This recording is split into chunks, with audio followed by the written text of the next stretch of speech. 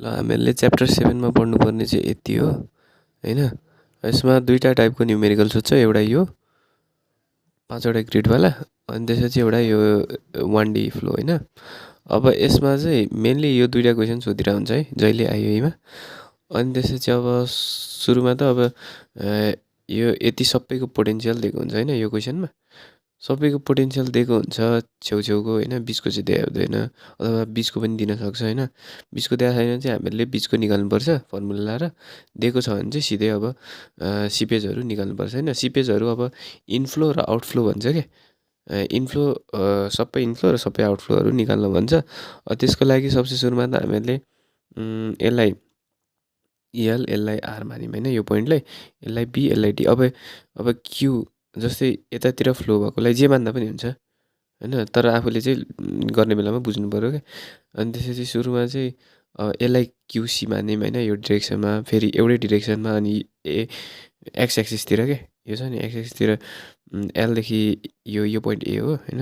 यतातिर क्युसी मान्यौँ, यो क्यु ए मान्यौँ हैन, तल क्युबी मान्यौँ, फेरि तल क्युडी मान्यौँ हैन। अब त्यसरी नै हामीहरूले अब यो क्युए क्युबी क्युसी क्युडी निकाल्नुपर्ने हुन्छ क्या इनफ्लो र आउटफ्लोको केसमा। त्यसको लागि चाहिँ फर्मुला यहाँ छ। सुरुमा के निकाल्नु पर्यो हामीहरूले यो पोइन्टको हैन। जस्तै यो क्युसीको लागि फर्मुला भनेको त के हुन्छ, क्यापिटल क्युसी अपन डेल एक्स हुन्छ हैन। किनकि क्यापिटल क्युसी भनेको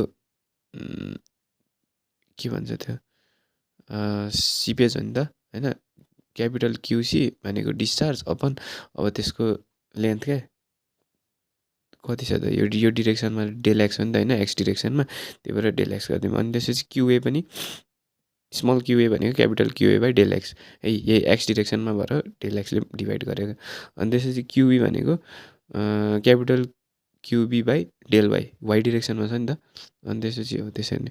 अब यो ग्रिडको नाम दिनको लागि हाम्रो एक्स एक्सिस यता तल वाइ एक्सिस हुन्छ क्या। अब हामीहरूले च्याप्टर 5 मा कसरी गरेको थियौँ भन्दा च्याप्टर 5 मा त आई प्लस 1 हैन, अनि त्यसपछि आई माइनस 1 अनि यहाँ जे हैन, जे माइनस 1 जे प्लस 1 गरेको थियौँ। यसमा चाहिँ ट्याक्कै उल्टो हुन्छ कि किनकि हाम्रो एक्स वाइ एक्सिस नै उल्टो हुन्छ कि माथिबाट तल हुन्छ, त्यही भएर यस्तो हुन्छ हैन। अब त्यसपछि हामीले सबै पोइन्टमा सुरुमा यो भ्यालु निकाल्नु पऱ्यो क्या एलआर अनि त्यसपछि बिडी हैन। एलआर त इक्वल हुने भयो र बिडी इक्वल हुने भयो क्या। कुन केसमा भन्दाखेरि अब आइसोट्रोपिक र होमोजेनियस प्रायःको क्वेसन सोध्ने यही हो हैन। आइसोट्रोपिक र होमोजेनियसमा चाहिँ इक्वल हुने भयो एलआर र बिडी हैन। अब एलआर र बिडी इक्वल भएपछि यहाँ फर्मुला छ एल र आर भनेको एक्स एक्सिसतिर, त्यही भएर transmissivity of X axis by del axis square र बिडी इक्वल हुन्छ अनि त्यसपछि transmissivity Y axis by del Y square हैन। अनि त्यसपछि अब जस्तै आइजे बिचमा निकाल्नु छ भने चाहिँ यो फर्मुला लाउनु पऱ्यो क्या 1/c सबै यो यहाँको यहाँको यहाँको यहाँको सबै पोटेन्सियल जोडिदिने हैन। अनि सी भनेको चाहिँ अब L plus R plus B plus D है, त्यो गरेर निस्किन्छ फाइ आई चाहिँ हैन। अनि क्युसीको लागि त्यो भनिहाल्यौँ फर्मुला अघि। अब क्युसी भनेको क्यापिटल क्युसी भनेको नि के हो भन्दाखेरि फेरि जस्तै यो यल हैन, एक्स डिरेक्सनमा त यल छ नि त हैन। क्युसीमा त के छ यो यल र आर इक्वल भएर यल र आर मध्ये जुन लिँदा पनि हुन्छ सुरुमा लेन्थ हैन, L into del X into del Y हो। अनि त्यसपछि अब क्युसीको लागि अब सी कताबाट कता गएको छ त्यसकै ग्रिडको लिने क्या पोटेन्सियल।